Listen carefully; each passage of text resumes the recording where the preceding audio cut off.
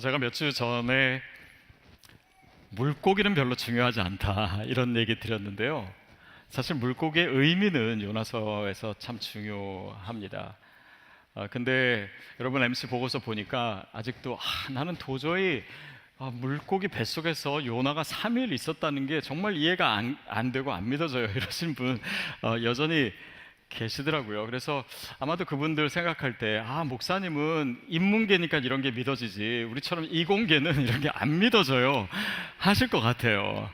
근데 우리가 성경을 읽을 때요 잘 구분해야 되는 게 있습니다. 성경에 나오는 모든 표현과 또 모든 거기서 나오는 이야기들이요 역사적으로 다 사실이 아니어도 되는 것들이 있습니다. 그러니까 예를 들면 시편에서는 내가 음부에 내려가서 있을지라도 주님이 거기 계십니다. 그럼 그 사람이 실제로 막 지옥에 내려가가지고 하나님을 만났다 이런 게 아니라 시적인 표현입니다. 그래서 내가 절망 가운데 있을 때 또 어디든지 하나님 계시다라고 하는 의미이죠. 그래서 요나의 물고기도 마찬가지입니다. 여기에 많은 논란들이 있는데 크게 세 가지 입장이 있어요. 하나는 요나서에 나오는 이 모든 것이 역사적으로 사실이다라고 믿는 분들이 있고, 두 번째는 이거는 그냥 내러티브다, 문화적 장르상 상징을 사용해서 어떤 메시지를 전하기 위한 거다. 또 세 번째는 이 두 가지를 절충해서 실제로 요나라고 하는 인물이 있었고 니느웨에 가서 하나님의 말씀을 전했고 회개가 일어나고 그건 역사적 사실이지만 중간중간에 이런 상징들을 사용해서 이야기를 더 교훈에 맞게 한 것이다. 근데 이 세 가지 중에요 어떤 것이 여러분의 입장이 돼도 괜찮습니다. 그렇지만 복음주의에서는 이 모든 것을 다 정설로 받아들여요. 그래서 그 자체 문화적 장르가 뭐냐, 이것이 정말 어떤 그 사실에 근거 있느냐가 아니라 요나서가 무엇을 얘기하려고 하는가, 거기에 우리가 집중해 보려고 하는데요. 특별히 이 오늘 말씀을 통해서 우리가 보는 것은 요나서가 정말 얘기하고자 했던 것이 바로 예수 그리스도의 복음이다라고 하는 사실입니다. 이 자체가 이 구약의 책이 바로 복음과 연결되어 있다라고 하는 사실이 그것이 놀라운 거죠. 그래서 우리 다시 한번 읽어보면서 나누도록 하겠습니다. 우리 1절 2절 다시 읽겠습니다. 시작. 요나가 물고기 뱃속에서 그의 하나님 여호와께 기도하여 이르되 내가 받는 고난으로 말미암아 여호와께 불러 아뢰었더니 주께서 내게 대답하셨고 내가 수월의 뱃속에서 부르짖었더니 주께서 내 음성을 들으셨나이다. 자, 우리가 요나서를 읽어가면서요 계속해서 반복되는 이미지가 있습니다. 그게 뭐냐면 내려감이에요. 요나는 다시스로 가기 위해서 욥바로 내려갔습니다. 그리고 배를 타고도요 배 밑층으로 내려갔습니다. 또 바다에 던져져서 물 밑으로 내려갔습니다. 또 그 바다에서 물고기가 삼켜서 그 물고기의 뱃속으로 내려간 거예요. 그러니까 계속해서 요나서는 그 내려감의 의미를 얘기하고 있습니다. 그리고 오늘 우리의 본문의 표현에도요 그와 비슷한 표현들이 많이 있어요. 뭐냐면 땅이라고 한다든지 아니면 수월의 뱃속이다, 또 구덩이다, 다 미칩니다. 땅 그리고 무슨 산의 뿌리다, 또 깊음 속 바다다, 다 밑 바닥을 얘기하고 있는 것입니다. 그렇습니다. 요나는요 이제 더 이상 내려갈 수 없을 정도로 바닥에 있었습니다. 그리고 오늘 본문은 바로 그 밑바닥에서 드려진 기도예요. 여러분의 삶을 한번 생각해 보십시오. 여러분도 정말 내 인생의 가장 밑바닥이다라고 생각하는 그런 시기가 혹시 있으셨습니까? 어쩌면 지금이다라고 생각할 분도 있을지 모르겠어요. 또 어떤 분은 나는 그런 정도의 일은 없었어 생각하실 수도 있습니다. 디아스포라 유나이티드 가면 그때 탈북민도 계시고 또 조선족도 계시고 또 한국에서 참여한 분도 계시고 그런데 다 이렇게 인생에 대해서 이야기하는 그 어려움의 정도가 다 다릅니다.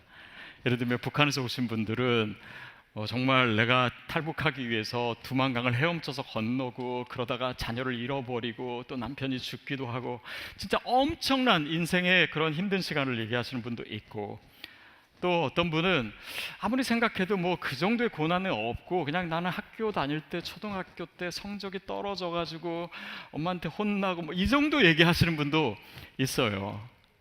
근데 설사 그렇다고 하더라도 우리의 내면을 보면요, 우리의 영혼의 힘이 다 고갈되고 또 뭐 우울증에 걸린다든지 아니면 관계가 완전히 너무나 힘들어서 진짜 죽을 것 같은 그런 인생의 깊은 밑바닥을 경험할 때가 누구든지 다 있습니다. 더욱이 이민자라면 그런 시간이 있고 또 그때부터 진정한 이민자의 생활이 시작되지 않습니까? 자, 그 상황에서 오늘 드려진 기도인데요, 우리 3절 4절 읽어보겠습니다. 시작. 주께서 나를 깊음 속 바다 가운데서 던지셨으므로 큰 물이 나를 둘렀고 주의 파도와 큰 물결이 다 내 위에 넘쳤나이다. 내가 말하기를 내가 주의 목전에서 쫓겨났을지라도 다시 주의 성전을 바라보겠다 하였나이다. 3절 4절 읽으면요, 나라고 하는 표현이 엄청 나옵니다. 나를, 내 위에, 내가 말하기를 내가 주의 목전에. 그러니까 이 두 절에요, 이 1인칭으로 사용된 게 5번 나오고 히브리 원어에서는 6번이 나옵니다. 그리고 이 상황들은 다 깊은 바닷속에 던져지고 어려운 상황들이죠. 그러니까 나를 둘러싼 이 절망스러운 상황들을 얘기하고 있어요. 그런데 그것은 단지 나의 상황만 얘기하는 것이 아니라 나 자신에 대한 절망을 얘기하고 있는 것입니다. 요나로서는 이제는 헤어날 길이 없고, 그리고 이 모든 것이 내가 하나님으로부터 불순종해서 내가 쫓겨난 것임을 고백하고 있는 것으로 봐서도 그 스스로에게 절망하고 있는 그런 모습을 보여주고 있습니다. 여러분, 때로는 하나님이요, 우리 자신이 나에게 절망하는 시간을 허락하실 때가 있습니다. 그것은 왜 그러냐면 더 이상 나 자신을 의지하면서 살지 않도록, 내 의를 붙들면서 살지 않도록, 오직 내 소망과 내 삶을 하나님께 두고 살아갈 수 있도록 나 자신에 대해서 철저하게 절망하게 하실 때가 있습니다. 뭐 몇 주 전에도 설교 때 그런 이야기를 했지만은 자아가 죽어야 된다. 근데 많은 분들이 여러분과 대화를 나눠 보니까 많은 분들이 내가 죽는다라는 걸 어떻게 생각하냐면 내 성질을 죽이는 거, 또 뭐 내가 참는 거, 이게 이제 자아가 죽는 거라고 생각하시더라고요. 맞습니다. 여러분, 성질도 죽어야 됩니다. 그렇죠? 성깔도 죽어야 되고. 근데 자아가 죽는다라고 하는 것은 단지 그런 의미가 아닙니다. 그것은 단지 내가 참는 것이 아니라 하나님이 나를 얼마나 참아주셨는지를 알게 되는 것입니다. 나의 이 완악함, 나의 이 불신, 나의 이 고집과 지독하게도 변하지 않는 이 나의 옛자의 모습을 하나님께서 기다려주시고 참아주신 거예요. 그리고 그 나 자신을 하나님의 시선으로 보는 가운데 정말 나에게는 소망이 없구나, 그것을 깨닫고 주님 앞에 나아가고 항복하는 것이 내 자신이 죽는 것입니다. 5절 6절 말씀 함께 읽겠습니다. 물이 나를 영혼까지 둘러싸우며 깊음이 나를 애워싸고 바닷물이 내 머리를 감쌌나이다. 내가 산의 뿌리까지 내려갔사오며 땅이 그 빗장으로 나를 오랫동안 막았사오니 나의 하나님 여호와여, 주께서 내 생명을 구덩이에서 건지셨나이다. 표현을 보세요.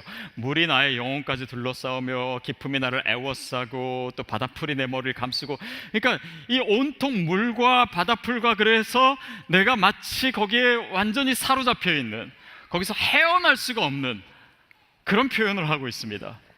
더욱이 빗장으로 나를 오랫동안 막으사, 뭔가 나를 가로막고 있는 이런 것 때문에 내가 오랫동안 거기서 헤어나올 수가 없는, 그래서 어떤 소망도 가질 수 없는 그런 상황을 얘기하고 있어요. 무엇입니까?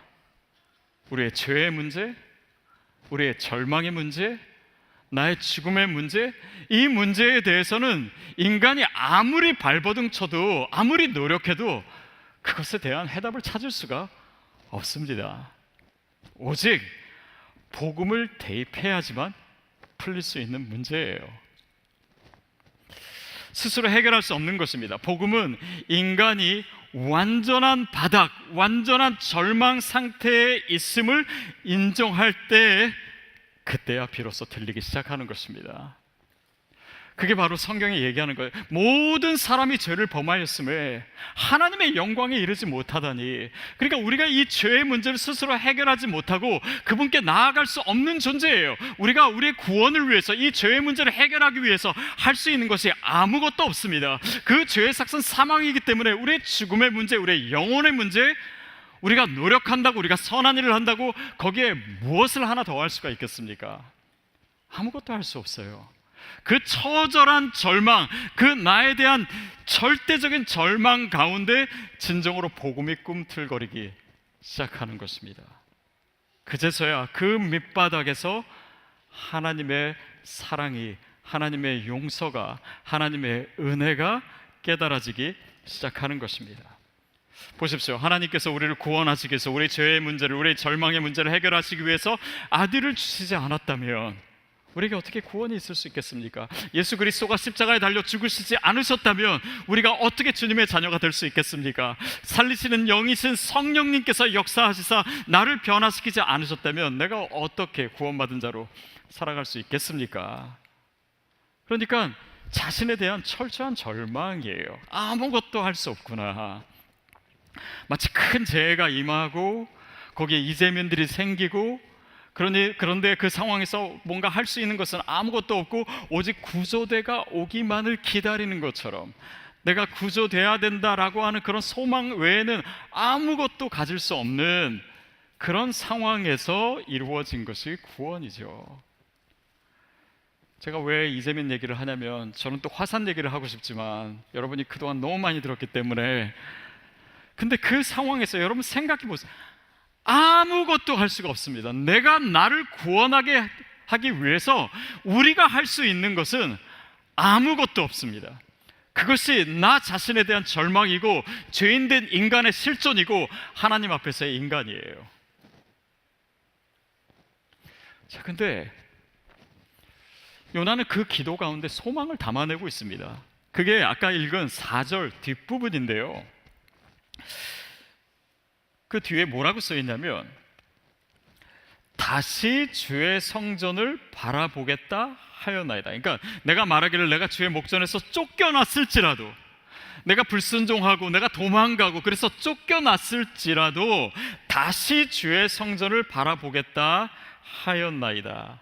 그러니까 그 깊은 절망의 자리에 요나가 있었고 거기서 구원의 역사가 시작되는데, 보십시오. 내가 성전을 바라보겠다라고 하는 의미는, 당시에는요 이스라엘 사람들의 그런 신앙생활 또 삶 자체가 모든 게 성전 중심으로 되어 있었습니다. 그러니까 거기 정기적으로 나아가고 제사를 드리고 또 거기서 제사장을 만나고, 그래서 이 모든 것이 성전 중심인데, 그것을 바라보겠다라고 하는 것은 단지 예루살렘 성이라고 하는 특정한 성을 바라는 것이 아니라 하나님을 바라보겠다라고 하는 거예요. 주님으로부터 피해서 도망가다가 돌이켜서 예루살렘 성전을, 하나님을 바라보겠습니다. 그러니까 내 마음의 상태에 완전히 방향을 바꾸는 것입니다. 이게 바로 히브리어로 슈브, 헬라어로는 메타노이아, 뭡니까? 회개예요. 가던 방향에서 멈춰서 돌아서는 것입니다. 그것이 회개인데, 요나가 지금 내가 하나님을 향해서 그 성전을 바라보겠습니다, 내가 비록 쫓겨났을지라도 그 마음의 회개가 일어나고 있는 모습을 보여주고 있는 것입니다. 그런데 우리가 회개를 얘기할 때 중요한 것은, 내가 짓고 있던 죄를 어떻게 떠났냐, 내가 나의 옛사람으로부터 어떻게 떠났냐, from where도 중요합니다. 그런데 더 중요한 것은 to where, 내가 어디를 향하는가, 어디로 가는가. 결국 돌아서서 내가 하나님을 향할 수 있도록, 하나님의 사랑 가운데 들어갈 수 있도록, 하나님과의 사귐 가운데 들어가는 그것이 회개라는 것입니다. 죄와 절망과 죽음의 문제는 스스로 해결할 수 없다라고 했습니다. 오직 하나님이 해결하실 수 있어요. 그 하나님의 사랑 가운데 들어갈 때 그 문제들이 해결되기 시작합니다. 그러니까 구원의 문제는, 또 이 절망의 문제는 내가 뭔가를 하겠다라고 하는 것이 아니라 하나님이 하실 수 있도록, 하나님이 내 안에서 일하실 수 있도록 내가 그 주님을 내 안으로 모시는 것입니다. 이것이 믿음이에요. 이것이 하나님과의 사귐입니다. 이것이 지금 요나가 하나님과 소통하고 있는 그 모습이 의미하는 바입니다. 그래서 그 주님과 하나 될 수 있는, 그 주님 안으로 들어가고 주님이 내 안에 들어오실 수 있는 그 사귐의 길을 예수 그리스도께서 이미 우리에게 열어주셨습니다. 그것이 복음이에요. 그런 의미에서 물고기 뱃속은요, 하나님이 준비하신 생명의 공간입니다. 오늘 마더스데이라서 더 그런 묵상을 하게 되는지 모르겠지만 어머니의 자궁과 같은 곳입니다. 요나에게 있어서 거기에서 하나님의 사랑을 느끼고 하나님의 체온을 느끼고, 마치 어린아이가 엄마의 자궁 속에서 그 엄마의 음성을 듣고 엄마의 사랑을 느끼고 그리고 엄마의 체온을 느끼듯이 이 물고기 뱃속 내려간 자리, 그 밑바닥의 그 자리에서 요나는 지금 하나님의 사랑이, 내가 그렇게 주님으로부터 쫓겨갔을지라도 이 불순종하는 나를 여전히 사랑하고 계시는 그 하나님을 느끼고 그 하나님을 고백하고 있는 모습이 바로 이곳입니다. 저 어머니가 자기 아들이 뭔가를 잘못했지만 끝까지 정죄하지 아니하고 끝까지 기다려주고, 그리고 끝까지 그 아들의 편이 되어주듯이 하나님께서 우리가 어떤 상황 가운데 있든지 어떤 죄 가운데 있든지 여전히 우리를 사랑하고 계신 줄 믿습니다. 그리고 그것을 믿음으로 받아들일 때 요나가 빠져있던 이 물고기 뱃속은 다시 생명의 역사가 일어나는 곳으로 바뀌게 되는 것입니다. 그것이 은혜의 자리가 되는 것입니다. 우리 8절, 9절 말씀 읽겠습니다. 시작.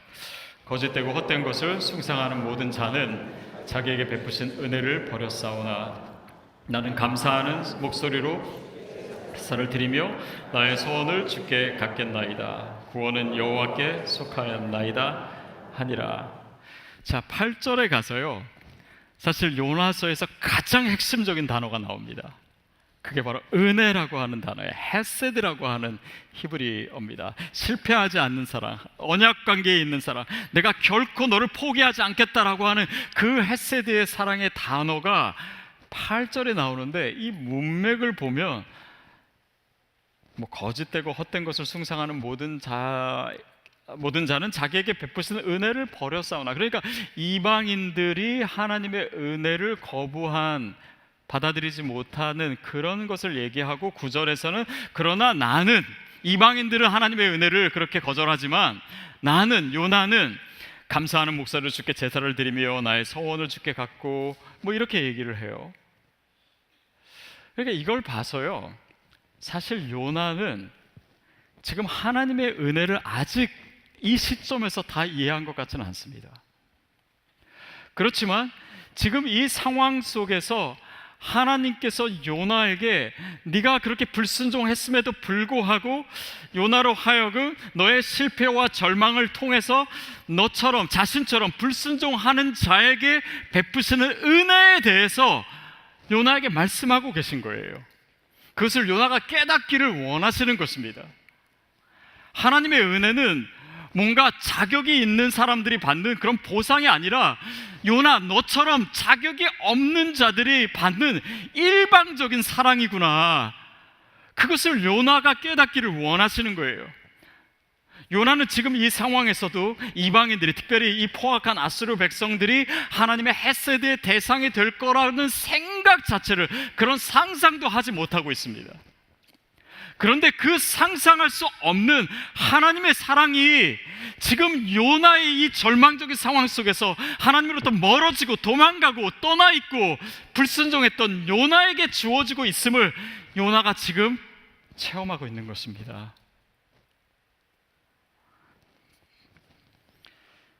이것이 바로 요나를 향한 하나님의 사랑이에요. 니느웨를 향한 하나님의 사랑이고 저와 여러분을 향한 하나님의 은혜인 줄 믿습니다. 그래서 이 은혜를 우리가 알아야 기독교의 신비가 풀리기 시작해요.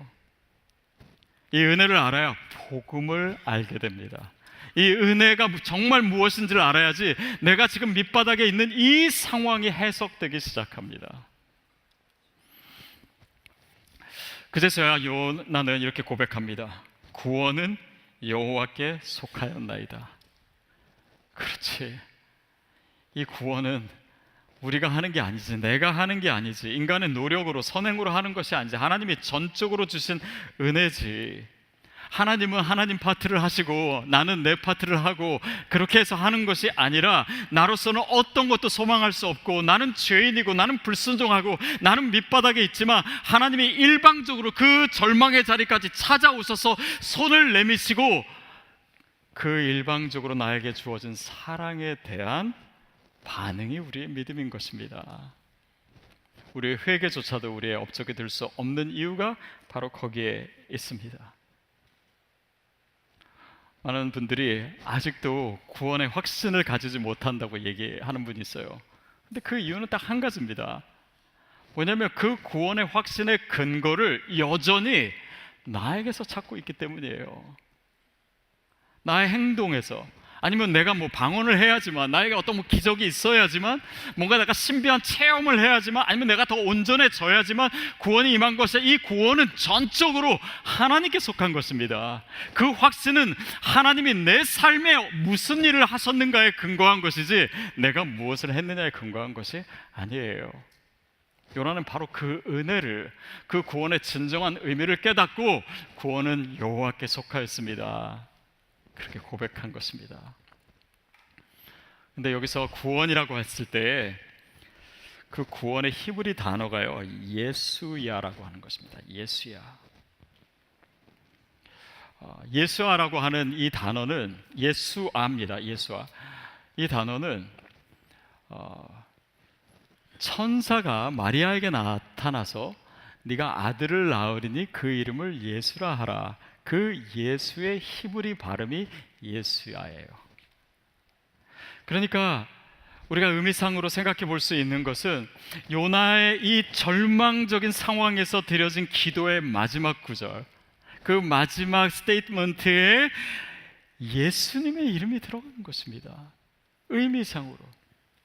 그러니 요나처럼 실패하고 요나처럼 절망 가운데 빠지고 요나처럼 하나님으로부터 멀어졌던 그 사람을 통해서 이 요나서는 예수님의 이름을 미리 우리에게 알려주고 있고 그 구원의 노래를 미리 부를 수 있도록 하는 그 의미가 이 요나의 기도 가운데 담겨져 있습니다. 그렇다면